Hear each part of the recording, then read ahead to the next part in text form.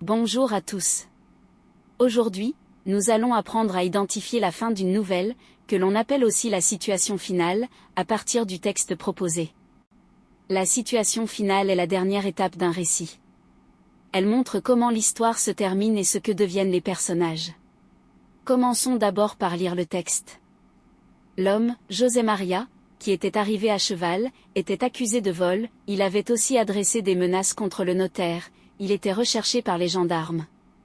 Il assistait à la cérémonie de mariage, la mariée lui demanda de pardonner au notaire, ce qu'il fit. Vers minuit, une petite fille de 12 ans, à demi vêtue de mauvaise guenille, s'approcha de José Maria, et lui dit quelques mots dans l'argot local. José Maria tressaillit, il courut à l'écurie, d'où il revint bientôt emmenant son bon cheval. Puis s'avançant vers la mariée, un bras passé dans la bride, « Adieu », dit-il, « jamais je n'oublierai les moments que j'ai passés auprès de vous. Ce sont les plus heureux que j'ai vus depuis bien des années. Soyez assez bonne pour accepter cette bagatelle d'un pauvre diable qui voudrait avoir une mine à vous offrir. » Il lui présentait en même temps une jolie bague.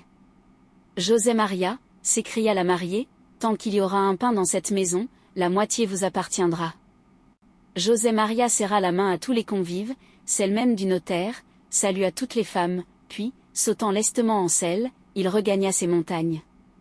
Alors seulement le notaire respira librement. Une demi-heure après arriva un détachement de gendarmes, mais personne n'avait vu l'homme qu'il cherchait. Maintenant que nous avons lu le texte, passons à son analyse.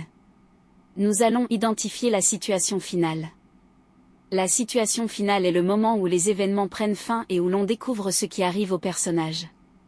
Dans ce texte, la situation finale commence lorsque José Maria décide de quitter la cérémonie. Avant de partir, il serre la main de tous les invités, même celle du notaire. Il monte ensuite sur son cheval et retourne dans les montagnes. Le notaire est enfin rassuré. Une demi-heure plus tard, les gendarmes arrivent pour arrêter José Maria. Mais il est déjà parti, et personne ne sait où il se trouve. Les gendarmes ne peuvent donc pas l'arrêter.